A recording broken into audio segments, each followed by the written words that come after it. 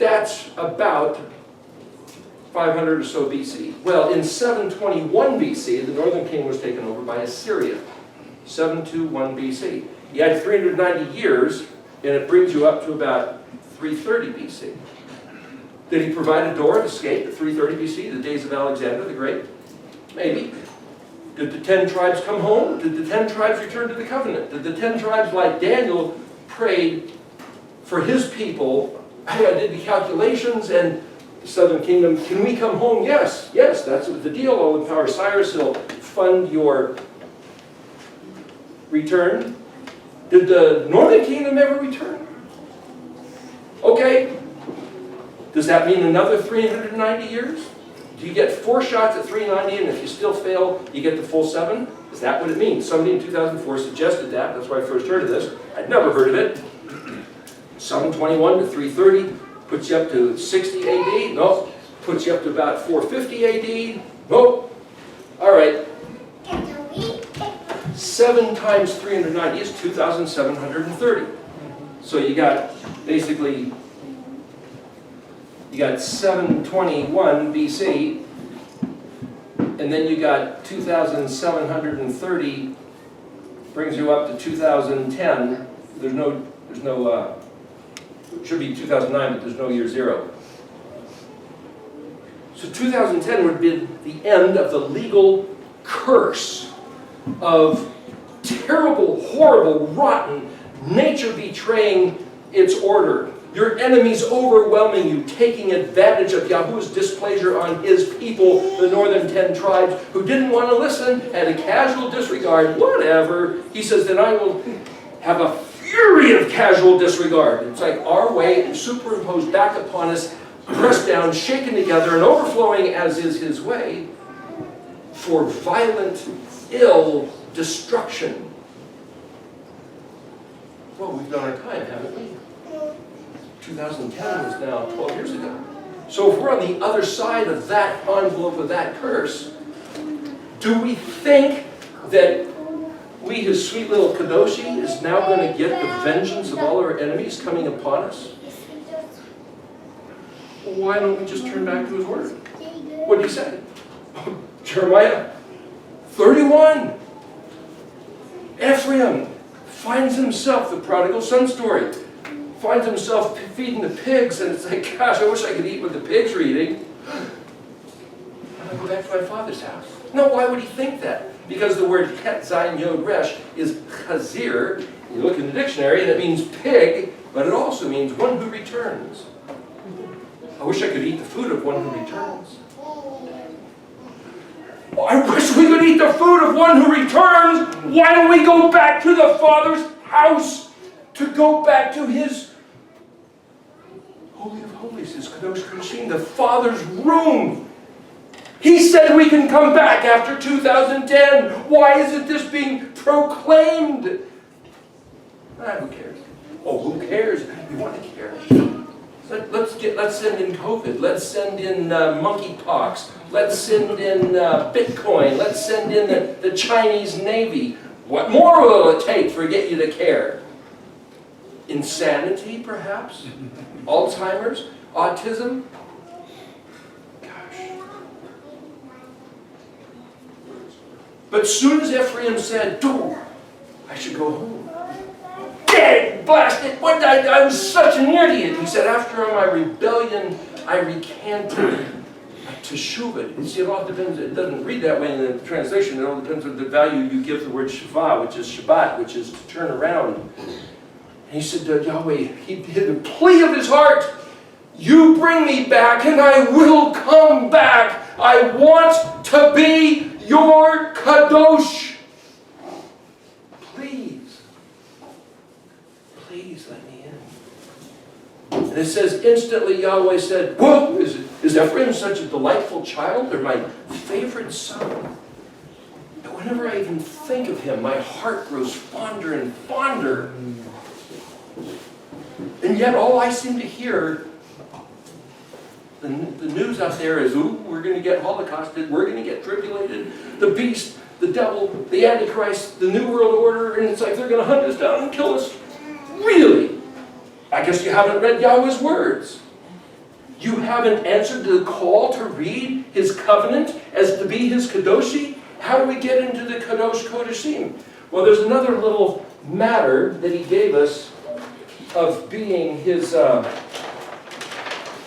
he gave us these Moedim. He gave us these festivals. He gave us this pattern of the Mishkan. And it's like, yeah, just, it's pictures, it's stuff. And it's like, if there's this big white fenced compound, there's one door in, what does that mean if you see a big fenced area? Don't go in. Don't go in. Wait a minute. If you're standing here, you walk up and you see a barbed wire fence, how do you know you're not already in? Are you trapped, or it could be either. But if you're walking out in the woods and all of a sudden you see a fence, you don't know whose fence it is or what it is, but what does it say? It speaks something. What does it say? A boundary of what? You don't know what. Someone's property or somebody's property. This is their boundary line. Now, for when Yahweh said, I reached into Mitzrayim, to Egypt, the word Mitzar, literally straits of oppression. I reached in and I pulled you out of that bondage, and I brought you to make you my own. Well, that's a boundary of ownership of his stuff. He's bringing you inside his corral. And then, so if it lines up with Chet, Tet, and Yod, Tet, a full basket, like putting stuff in the grocery bag, he's now his personal possession. So if you see a big white fence, but that correlates to Passover. He brought him out on Passover. Remember, you're in Egypt, I brought you, I made you my own possession. I own you. You now are my servant, you're my Kadoshi. Okay, so this is a beginning of a stream of consciousness. We're just going to look at the Moedim here. So you can keep Passover. Okay, why? Because he said to. Well, okay, why? Well, to remember the history of the family. Okay, yeah, but why? To remember he owns us. And that we're not like anybody else. So whether anybody else who's not his gets it or they don't get it, doesn't matter. They're foreigners. They're not going to get it. They don't know, they don't care. And we were kicked out for 2,730 years. Not the Jews. Look at Jeremiah chapter 4. He, take this, he shalak, shin lamed chet, he ejected, translated divorced the northern kingdom, but he didn't divorce the southern kingdom, though they did more evil than the northern. It's like, what? That's not fair. What do you mean? You divorced the northern kingdom, but the southern kingdom did worse, and you wouldn't divorce them? Why? Well, I made a promise to David. You made a promise to the northern kingdom too. Now, what was the promise? He said, I'm never going to leave you or forsake you. Yeah, but no, wait a minute. The translation says divorce. What did he do? Shalak also means eject. Launch a missile. Get out of here! Woo! Is it a legal divorce? You'll hear people talk about that, but is it? Question, there's different matters to consider. So we're allowed to come back. Prodigal son, Jeremiah 31. There's more to it. But that fence says that part of the covenant embodied in the picture of Passover is that he devastated a nation, a culture, a religion, an empire to pluck us out, and that we can be that people that he protects like the pupil of his eye. That's what Passover is about. So when we keep Passover, we're declaring, that's me, that's us. We're your people.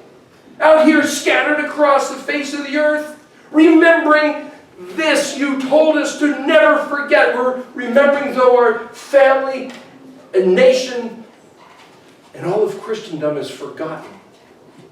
Yeah, Jesus died on the cross, he rose from the dead. That is not the same as Passover. Same days. There's a correlation, which I'm not denying, but it's not the same thing as regarding Pesach. And it's not hey, let's put on a public Pesach and have everybody see what them Jews do. See, we do it like this, we do it like that. And it's like, he said, no, you got to be circumcised and you got to take this to heart, because if you betray this, it's like some little girl running into, look inside the Holy of Holies, which only the high priest was allowed to do, and she'll be struck dead.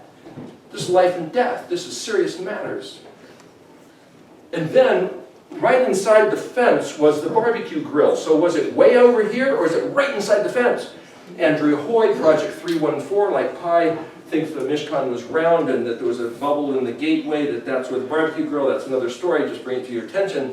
But the barbecue grill, lines like lines of instruction, like musical lines, like text in the scripture, cough, open hand, lines, here's the gift of my instructions. Lamed, literally the word lamed means teach and learn. Teach and learn my set of instructions. Well, that's the Torah. That lines up with the barbecue grill. What do you do with the barbecue grill? You take the body and you separate the blood from the flesh. You separate the skin from the meat. You separate the parts and you throw them on, and you have barbecued chicken. You have... What do you do with the Torah? Step into this kingdom and lose the ways of the nations around you. Forget their culture, forget their language, forget everything. And learn, separate. How do we do it in here? Chag HaMatzot, unleavened bread for a week. Count 50. Mem is water, the word mayim is water. Nun, it doesn't mean fish, but it means to multiply like fish, or to be in this action like a baby being born, because the nun is the number 50, nun so feet, and it count 50, jubilee 50, jump 50, baby being born 50. Well, some people, just so you know, some people will say the first day of Shavuot is Shavuot, or that is wave sheep, and then the wave loaf, 2 festivals. You discuss it later. I believe it's 1 festival. I can show you the 23 why. And by making this 1 festival instead of 2, it's a 50-day festival of pregnancy and birth. Conception, pregnancy, birth. 1 festival, which means Shemini Atzeret is the 7th festival, not Sukkot. And if you look at Leviticus 23 and Deuteronomy 16, we can analyze that later if you want. But what that means is, you take it to heart. Take what to heart? What he said, because you chose life to enter his kingdom, being out here. No, you didn't have permission to enter just because you felt like it, but because Yeshua, as the red heifer sacrifice, cleansed us of our impurities, because the word spelled, chet tet yod, is a word in Hebrew that means my sin. I incur guilt. My sin sacrifice incurred my guilt for me so that I could be cleansed and find favor. All that's the word spelled chet tet yod. So even though it was the Day of Atonement goat that was the sin sacrifice, not the Passover lamb, I can read in this position as this word that Yeshua's death on the cross was my sin sacrifice. It's written in code. Well, if he's our sin sacrifice that lets us get into the kingdom so that we can be possessed of Yahweh, our first obligation is to learn his authority, his Zadi Vav. Mount Zion is the rule of his kingdom on the face of the earth. And we have to learn, teach and learn the instructions of the Torah as one under obedience. Obed is the word for obedience, it's the word for servant, it's the word for slave, and it's the word for worship. This is your worship. No, don't sing me a song. Do what I said. Literally in Hebrew, that's worship. Take it to your heart. There was a song you sang about taking it to your heart. Remember the lyrics of that? I think it was the second or third song. Taking it to your heart is different than making a choice to be in his kingdom, and is different than intelligently, scholastically learning the rules and regulations. This is now your attitude that you internalize by yourself. So I can point to you, this is the language, this is what he said. You go, yeah, okay. The only reason you're here is because you made some sort of decision to choose life instead of death, so I can suppose that you have all done this. learn his instructions? We don't need to. It's under the blood and it was nailed to the cross. Well, no, that's not true. That's not what he said. So learn what he said. Now this is scholastically learning. But now the labor, memnun, like Shavuot, like, you remember Yeshua said that the seed of the sower was the word of Elohim? So he plants like this little bet, this little word, that then when you put a seed within it, you put it in moisture and warmth and tender earth, and all of a sudden it starts opening up. Well, Adam is earth, Adamah is, so the earth of Adam in our mortal state, where the seed of life is planted, is the earth that nurtures his seed to start developing. It's all in the pictures. And as we tend it and we nurture it, what is counting? The word sefer is count, the word memnun is count. The word for oil can also be count, shin memnun, another part of the story. But as we're contemplating, meditating, taking it to heart personally within your own space, that's what Shavuot's about. Counting, assessing the value, thinking about it, gestating, incubating the word that only you can do for yourself. Then goes to Yom Teruah, make a noise. Goes to Yom Kippur, Day of Atonement. Really think about this. Sukkot, get together and party, and then Shemini Atzeret, that's the festival everybody forgets. It also lines up with the Sabbath day, similar to this letter, which is the day that everybody forgets. What's Shemini Atzeret? Well, Shemin, Shin Memnun. Shemin is the word for oil. Shemin, you look in the dictionary, it also means appraise, assess, evaluate. It's a synonym with the word Erik, as in Eriktology, which is why we call it Eriktology, is because it means put in order and row, arrange things in such a way that you could look at it and calculate it and put it in an index. It's also the word for lexicon, dictionary, archives, museum. New Jerusalem prepared as a bride for her husband. That word prepare is also Erik, which is also Shemin, which is also oil. To prepare yourself, so you're one of the 5 bridesmaids versions who gets in, is considering this. So look at these 7 festivals as a train of conscious thought. He says, you're unclean. So I've made you a provision to get in, to Yeshua dying on the cross to cleanse us as our sacrifice. He then says, choose life. Okay, that sets up an identity within you. I'm one who has chosen life. I'm not the skull and crossbones bad guy. I'm the living one. Yahweh is my Elohim. I'm alive.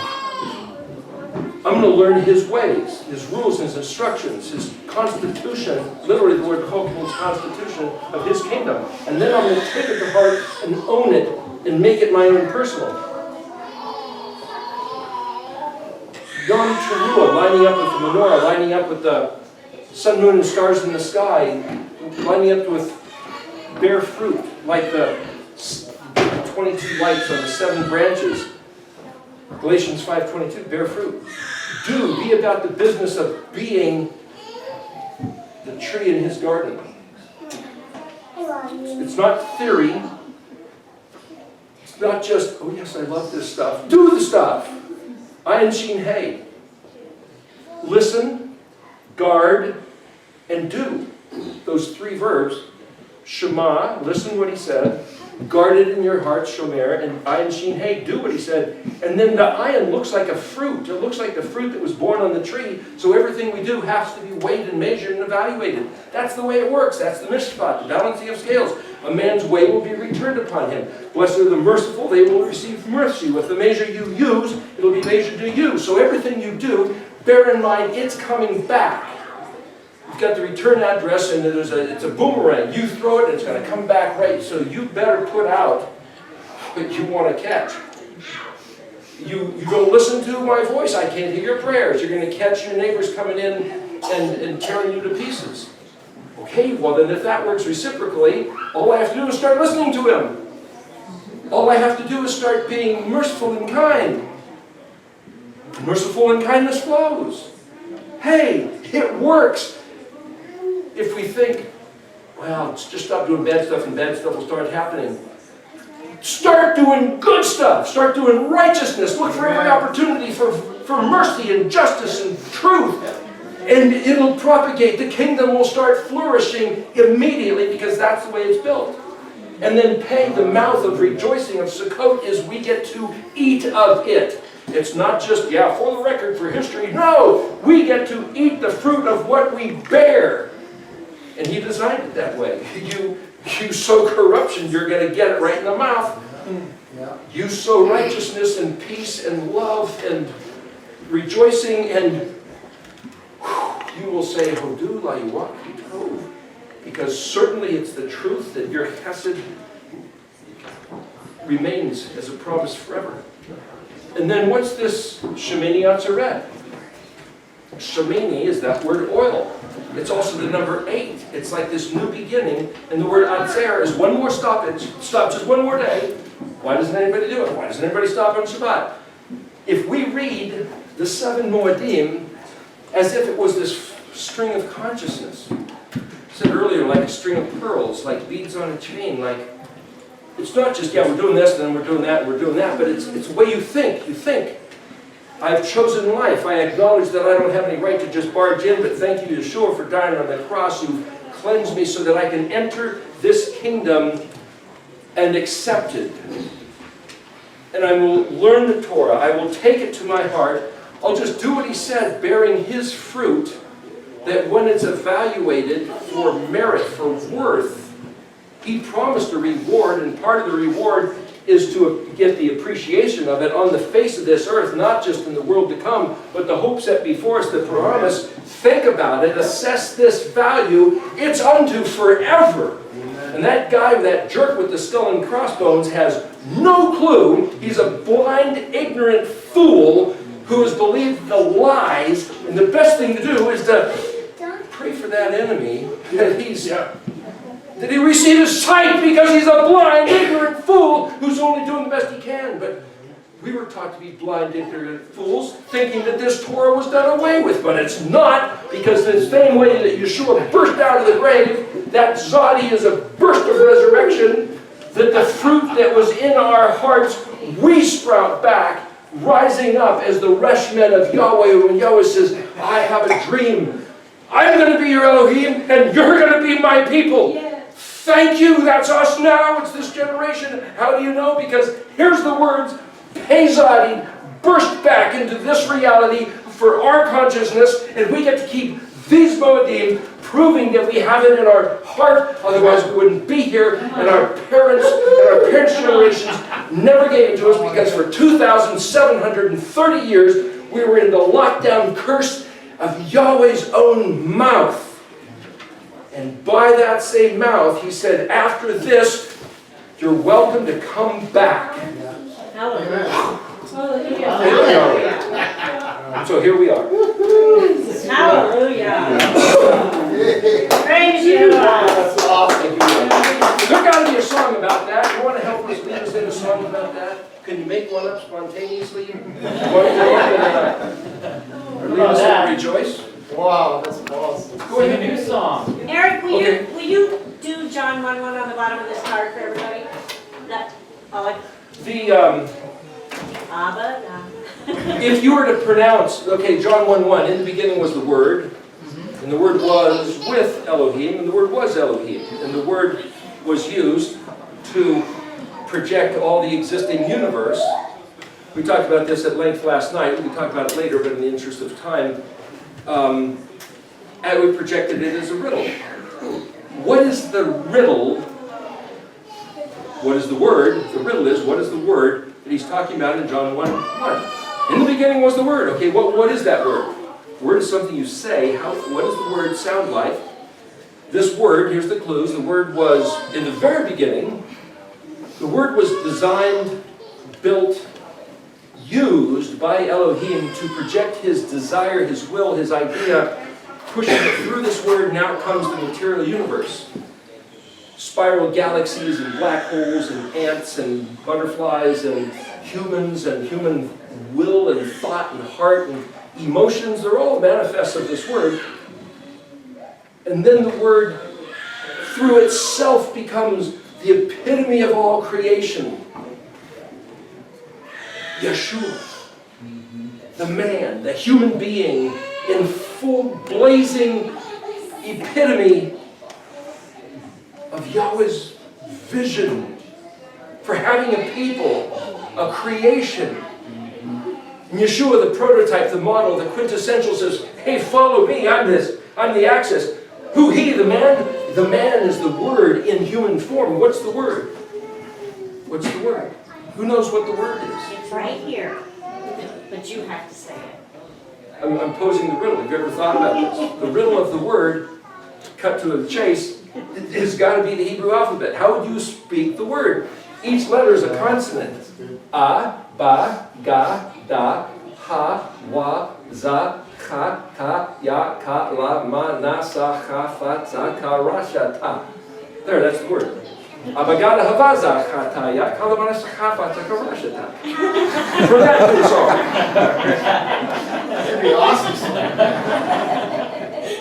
Tomorrow you'll have it, right? Yeah. Ruach, give him the lyrics and the melody. So on the back of this, here, on the back of this is a song about that. Doesn't express it that way, but it's tuned to the song, to the tune of Itsy Bitsy Spider. So if you know the meanings of the letters, they're not in one way of reading it. Aleph means ox, Bet means house, Gimel means camel, Dalet means door, Hey is the word for the as a prefix, Vav means and, typically. But if you know what the letters really mean, string of consciousness. Aleph is the plan that Abba purposed in his heart.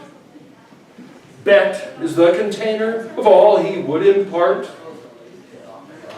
Gimel is the sent one to retrieve us home again, to enter through the door. The Dalet, hey, look, he's the Vav, man.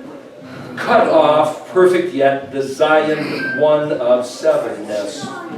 Selah. Stop and think about that. Weigh that. Het is for our safekeeping, sealed by Tet, like a wedding ring. Yod, his hand, who formed my hand to hold on to his cough, which is Torah, Torah, Torah.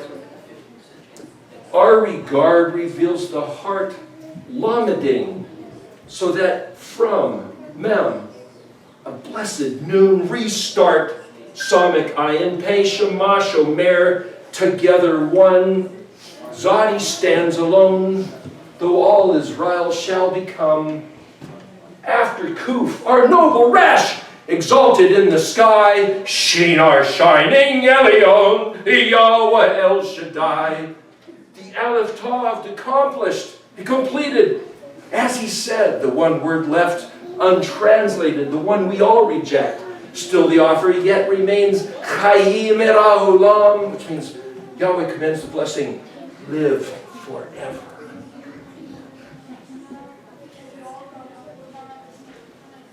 With a simple Brit of love and death, is Aleph Bet his song, Hashir Shirim, Song of Songs.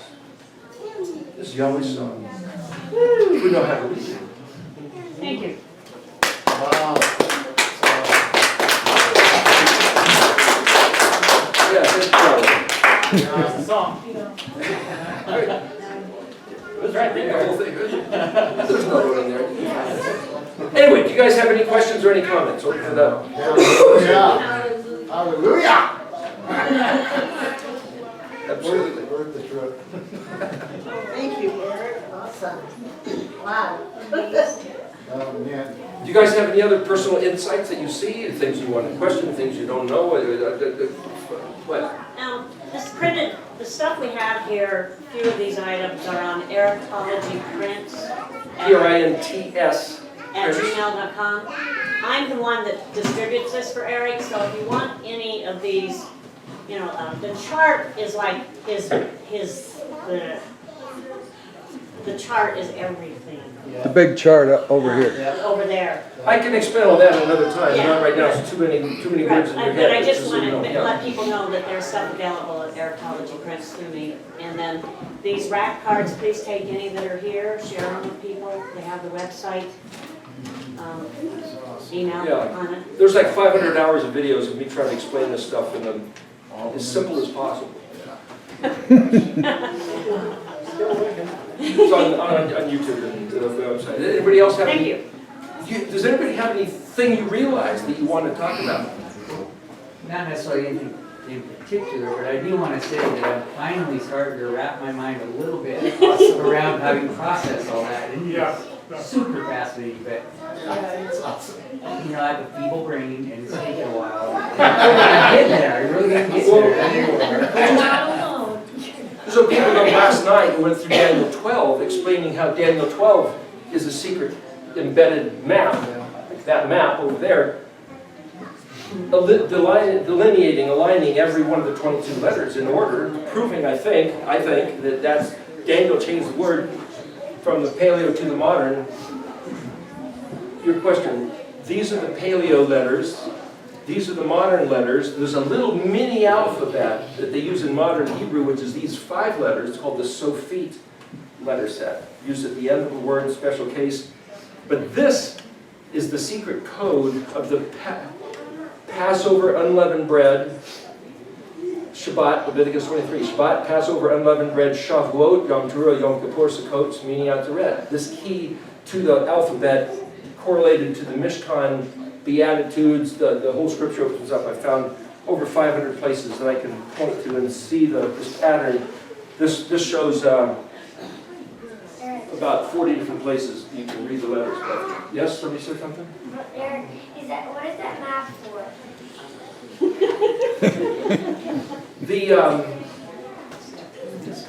What's the map for? There's a word called segula that means special treasure. If you look in the dictionary for the meaning of a treasure, it says something that you hide. Okay, then you look in a treasury and where you hide a treasure and say, what's a treasure? It's where you hide your treasure. And it's like, oh, it's kind of like this. It's something valuable and precious as a treasure. Well, Yahweh said that if we are His kadoshi, if we do His stuff, that we will be His special treasure. How do you become His special treasure? Well, there's a treasure map of how to get to become His special treasure. So I drew this treasure map as a puzzle.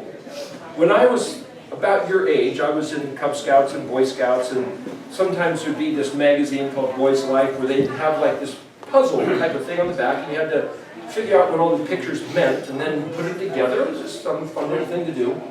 And so every one of those words is a clue, and every one of the pictures is a clue about one of the letters.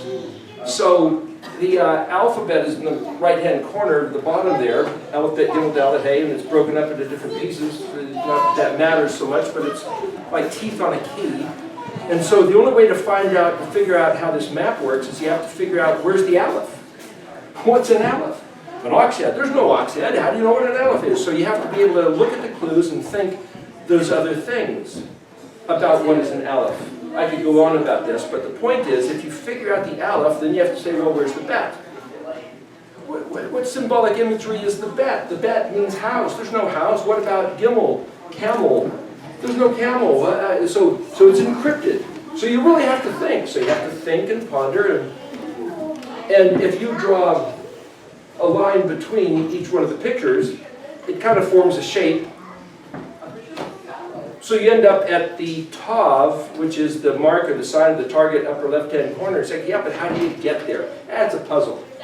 I drew this thing a number of years ago, and some people got so frustrated they threw it away, and it's like, yeah. So I did a video. I don't know why. I did a video a couple weeks ago explaining the whole thing. I'll explain it to you if you want, but it's just more words right now. But the idea is you have to look at the words written in Paleo, put them into modern, look them up in the dictionary, and it'll give you a clue as to what each one of those pictures is. I did write it up. I'll write it into the little pamphlet. I just haven't had time to produce the thing, but it'll I'll make it available as soon as I can. So it's a treasure map. Good stuff. It's a treasure map. And so the point is, well, what treasure do you get when you get to the end of the map? The treasure is you've assimilated the meaning of all these pictures, brought them into your consciousness, and you become Yahweh's Segula. His special treasure. That's the treasure. You find that you're the treasure, like the pot of gold at the end of the rainbow, you're it. If you take on his mind. And so, as we were talking last night, it's like, you know, you stare at this string of letters, and it's like, you know, this one, I have most houses, ceilings right about 8 feet, and their doors about 82 inches, and there's just enough room to put that. This one? Printed out like 9 inches tall, like that one there. And I have that sitting up in my house, and even if you're not consciously thinking and analyzing, you're just sitting there looking at that, and it's just kind of this mind meld with Yahweh as you just have it sitting there for year after year, day after day. It's like, it has an effect. It really does. It's his stuff. And I'm not suggesting that Daniel corrupting the paleo to put it into modern is a bad thing, modern flame letters, Chaldean flame, because Daniel was authorized in the 12th chapter by the Archangel Gabriel to do the event. That's another thing we talked about last night, we can talk about later today if you'd like. It's 4 o'clock, you should stop. But the modern flame letters, what are those about? But the real message is in the paleo. So Daniel 12:4, Daniel, hide the words, seal the book until the time of the end. Hide the words and seal the book until the time of the end of what? The end of the world or the end of the 2,730-year curse? If he was supposed to hide it to the end of the 2,730-year curse, hey, that's 2010. And of all, what do you know, that chart was made and copyrighted and published in 2010. And it's gone around the world. People have it, it's on the internet, anybody can have it. Anybody can have it. What does it mean? What does it say? Take it to heart. Oh, that's what I'm doing, that's Shavuot. Take it to your heart, and it will birth the seed of his word, and you become the sprout. That's the thing, when a woman is pregnant, another life is born, but when you take Yahweh's word to your heart, your eternal life is the one who's born, that sprouts out Zodi, that rises up to the Resh status like Yeshua, the forerunner, illustrated. Anyway, we go on and on. There's picture after picture. Yes? You kept bringing up this part about, you know, the imagery and all of Yahweh plucking out of Egypt and his people and bringing them, giving them inheritance. And I kept bringing back Psalm 80, which I think is a great one that if you look through and see if it's, you know, something that You want to read it real quick? in the future. I'll read it for you. It's not very long, 19 verses. But it talks specifically about a vine that he brings out of Egypt. Okay. So, but I'll start at the beginning. Give ear, O shepherd of Israel, who leads Joseph like a flock. Hey, hang on. Do you want to stand up here and give your voice a little bit better projection? Because Yeah, we can hear you better, I think. and it'd be nice to get it on the camera as well.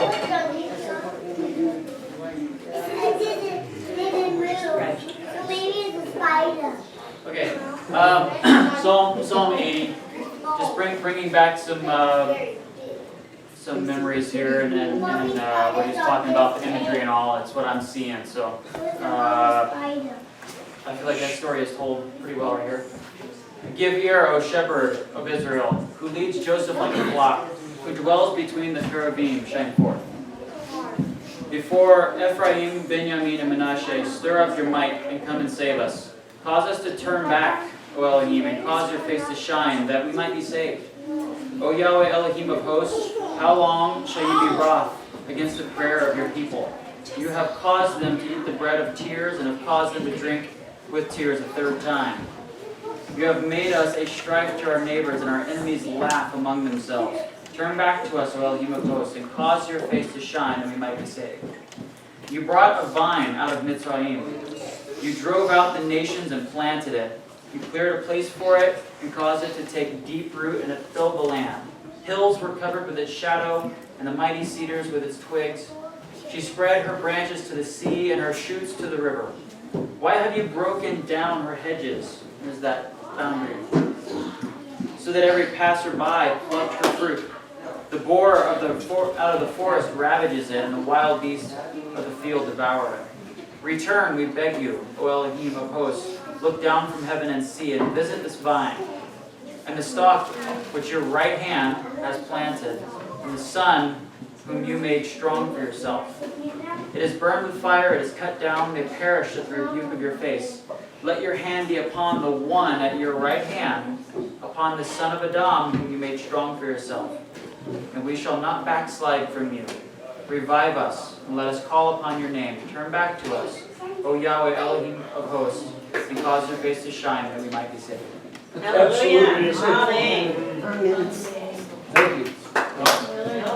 So, Abba Yahweh, hear our prayer, thou art cry. That's it. Psalm 80 right there. Yes. I really want to learn Hebrew, but what you were saying didn't really give any clues about how to learn to read, to speak it. There's a verse in Zechariah chapter 13, verse 9. 13, I believe it is.